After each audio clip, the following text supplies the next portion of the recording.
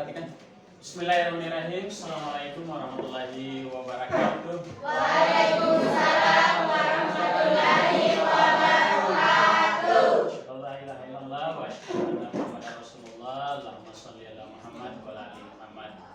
Puji syukur kepada Allah Subhanahu wa taala yang masih memberikan kita kesempatan, kesehatan, kekuatan sehingga alhamdulillah pada hari ini kembali lagi kita bertemu dan hari ini kita memulai pembelajaran kita di kelas ini di pertemuan pertama ini. Iya ya?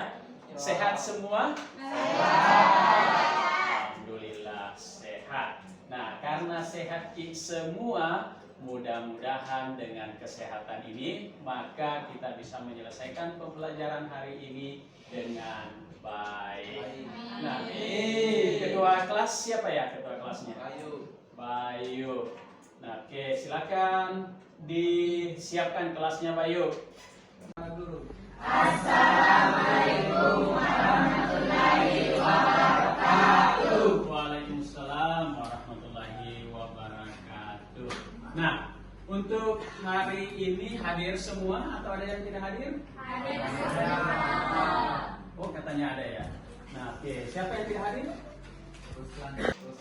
Ruslan Samad. Sakit ya? Sakit. Nah, kita doakan temannya yang sakit ini semoga diberikan kesehatan dan bisa bersama dengan kita pekan depannya. Nah, hari ini materi kita terkait dengan mengenal konsep dan prinsip kerja kecerdasan artifisial. Nah, ternyata tanpa kita sadari setiap hari kita sebenarnya sudah berinteraksi dengan AI, ya kan? Misalnya saat kita menggunakan Google Translate, kita mengetikkan agar bahasa Inggrisnya aku padamu, nah, ya kan? Maka Google akan menerjemahkan apa bahasa Inggris atau apa dari bahasa yang kita inginkan. Atau misalnya kita mendengarkan musik dari Spotify atau dari YouTube. Nah, pernah nggak melihat ketika kita buka YouTube tiba-tiba ada rekomendasi-rekomendasi, di hati nonton, di musik atau ini film-film yang kita sukai. Pernah nggak seperti itu? Kenapa ya YouTube itu mengetahui, mengenali bahwa kita itu sukanya yang itu, ya kan? Atau boleh jadi ketika kita membuka handphone ada iklan-iklan yang masuk yang terkadang sesuai dengan keinginan kita. Apa benar handphone itu tahu keinginan ta? Iya ya, tahu keinginan handphone ta. Nah, itulah artificial intelligence, ya. Nah, kemudian saya mau meminta pandangan dari kita semua anak-anakku ini. Nah, pernah enggak atau siapa? Pernah enggak bertanya sama si Google, Mbah Google? Nah, dan kenapa kira-kira mereka bisa menjawab pertanyaan tak? Nah, siapa yang mau menjawab? Kenapa itu Google bisa menjawab pertanyaan tak? Karena pintar ki, karena cerdas ki, kira-kira begitu. Ya kan? Kenapa dia pintar? Kenapa dia cerdas?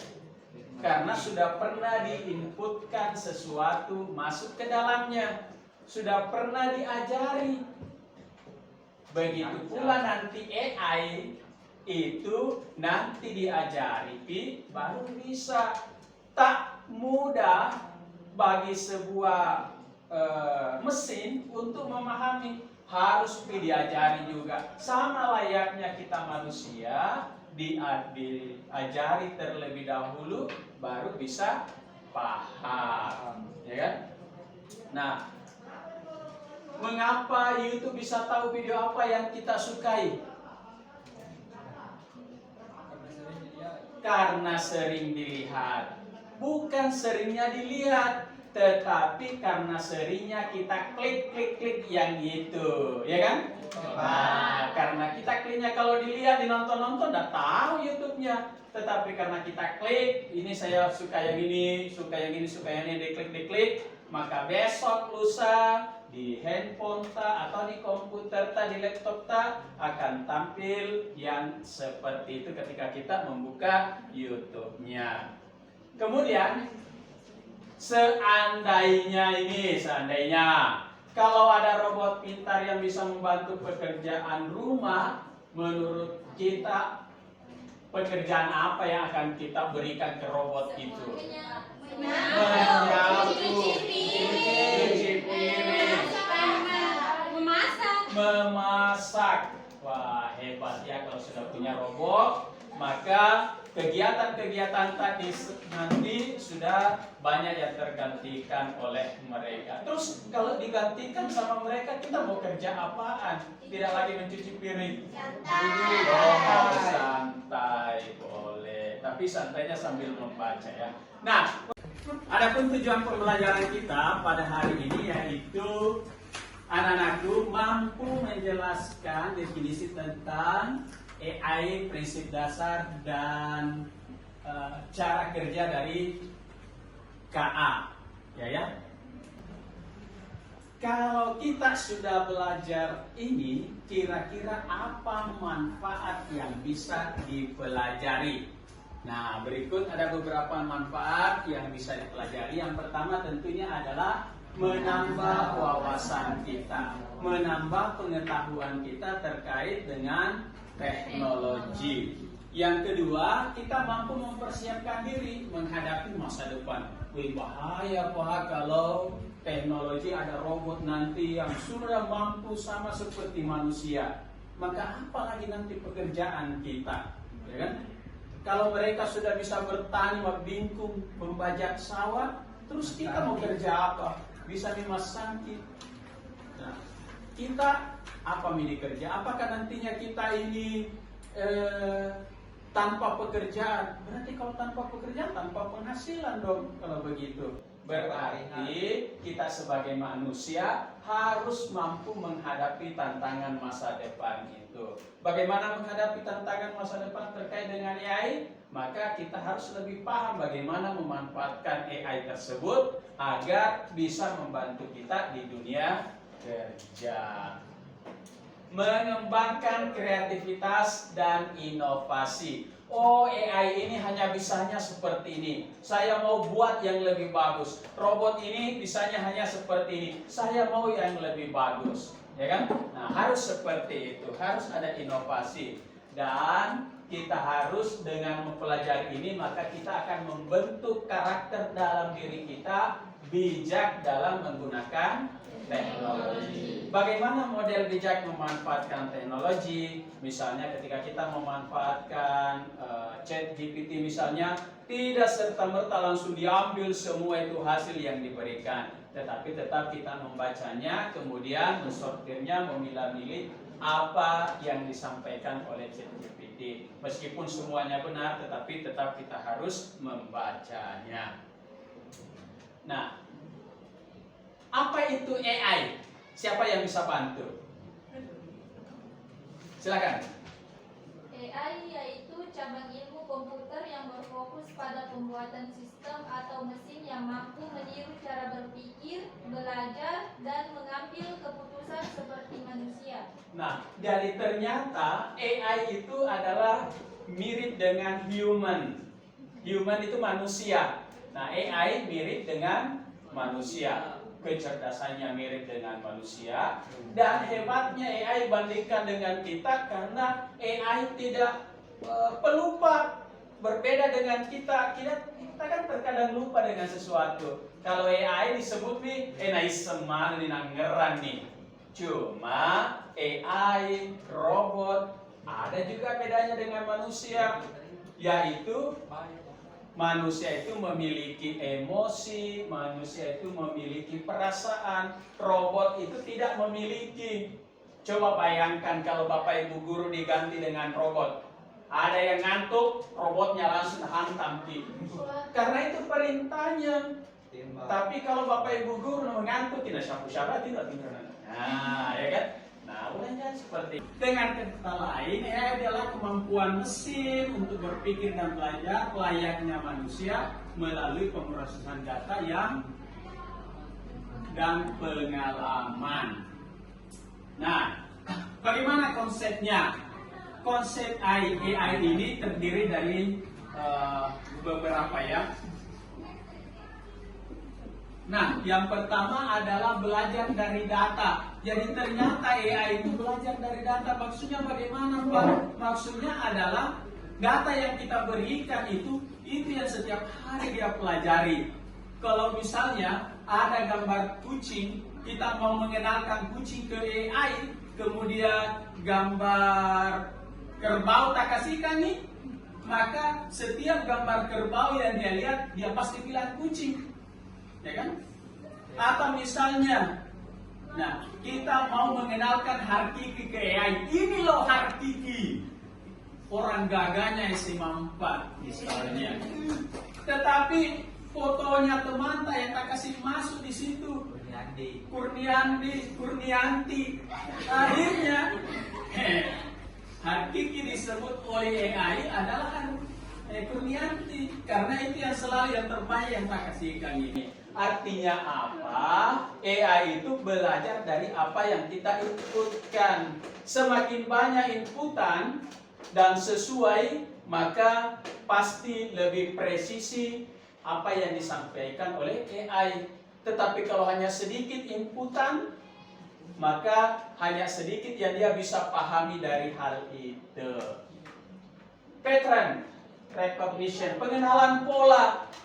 Dia mengetahui bahwa kalau Harkiki begini terus gitu anunya, gambarnya dia, kurus-kurus, cukurnya seperti ini. Jadi ketika dia misalnya ditampilkan dengan dikasih gambar rambut dengan gambar gaya rambut saya yang lurus, pasti maka sama nanti ini, ya kan? Nah, kemudian yang kedua, pemrosesan bahasa, natural language, dan otomatisasi tugas. Nah, AI digunakan untuk menggantikan pekerjaan rutin agar lebih cepat dan efisien. Namun, ingat, AI juga memiliki keterbatasan. Kitalah yang mengendalikan teknologi itu, bukan teknologi yang mengendalikan kita. Nah, ini ada beberapa jenis kecerdasan buatan. Yang pertama adalah hanya untuk fokus pada satu tugas saja. Google Translator tadi tugasnya hanya untuk translate kan? Nah, bukan untuk yang lain. Dan beberapa contoh yang lainnya. Kemudian ada juga untuk bisa berpikir dan belajar seperti layaknya manusia. Dan juga ada AI yang tingkat lanjut melebihi kecerdasan manusia, tapi masih menjadi konsep masa depan. Wah, kalau kita melihat baik film-film itu, awalnya itu film-film kan hadir dari ide-ide. Kalau tidak ada ide, maka tidak bisa seperti itu. Sama dengan hari ini. Hari ini apa yang kita rasakan terkait dengan kecerdasan buatan, itu juga lahir dari ide-ide. Saya waktu kuliah dulu itu jadi tukang ketik di UNM di Makassar. Nah, waktu jadi mahasiswa. Itu waktu saya berpikir, wah, kalau setiap hari saya harus mengetik seperti ini, capek juga, pegal juga tangan. Kita mulai dari pagi sampai tengah malam mengetik setiap harinya. Itu waktu saya berpikir, ada enggak caranya itu supaya saya cukup bicara-bicara saja langsung tertulis di komputer. Nah, itu waktu awalnya ada yang namanya Soundcard yang rilis itu waktu kalau tidak salah Asus atau Kreatif yang punya, itu sudah mampu tetapi belum seperti secanggih ini, baru tak sedikit-sedikit pahami. Nah, alhamdulillah hari ini sudah seperti itu AI. Bahkan kita hanya menulis sesuatu, ya sudah bisa membuatkan kita video. Nah, hanya kata saja, text to video, ya. Atau mungkin ada juga yang menggunakan text to image, membuat dari teks kita menulis akhirnya jadi sebuah gambar. Nah, kemudian ini ada cara kerja AI. Ya. Yang pertama adalah input data, yang kedua adalah pengolahan data, yang ketiga adalah pembelajaran, yang keempat adalah pengambilan keputusan, dan yang terakhir adalah respon. Nah, jadi cara kerja AI itu ternyata AI itu dikasih belajar juga, mesin yang diajari. Cuma bedanya tadi saya bilang ketika mesin yang diajari, mereka itu tidak mudah lupa. Berbeda dengan kita yang manusia, terkadang lupa apa yang kita pelajari. Nah, untuk memahami bagaimana cara kerja dari AI ini, maka sebentar kita akan main game. Nah, di komputer tak semua ada game. Bagaimana melatih robot untuk mengenali gambar, mengajari robot bagaimana yang benar dan mana yang salah, ya. Nah, ada game sebentar kita bisa lihat. Namanya adalah Course of Code. Nah, ya, ini Course of Code. Nah, kita bisa melihat di sana. Kita akan membentuk tim untuk berkolaborasi dan mencoba memanfaatkan game ini. Silakan diketikkan Course of Code di browsernya masing-masing. Yang sudah terbentuk, silakan dibuka courseofcode.com. Nah, nanti di sana kita akan diminta untuk memasukkan alamat emailnya kita. Oke, silakan dibuka. Gambarnya seperti ini. Nanti kita milihnya AI for Ocean. Nah, oke. Nah, jadi anak-anakku telah mempelajari bagaimana tadi memanfaatkan game Course of Code. Nah, sekarang saya mau bertanya, apa yang kalian lakukan untuk mengajari robot seperti di game tadi? Silakan. Apa yang dilakukan untuk mengajari robot? Yaitu satu, memberi data. Contohnya robot diberi ribuan gambar kucing agar bisa mengenali mana gambar kucing, mana bukan. Oke. Jadi kita mengajarinya dengan memberikan sebuah gambar, ya. Seperti tadi disampaikan oleh teman-teman, bagaimana ya itu mengetahui sebuah gambar kucing, maka kita berikan gambar kucing, kita inputkan terus gambar-gambar kucing apakah sesuai atau tidak. Oke, yang kedua silakan. Melatih robot. Kita melatih robot. Contohnya nak?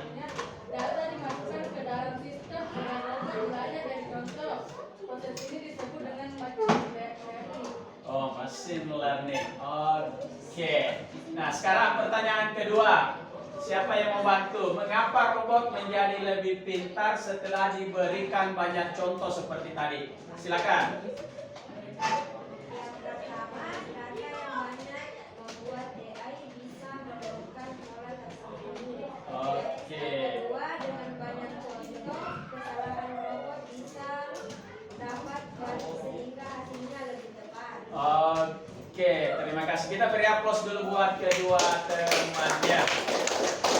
Nah, kemudian kira-kira apa hubungan antara game yang kita lakukan tadi dengan teknologi yang kita bincangkan dari awal?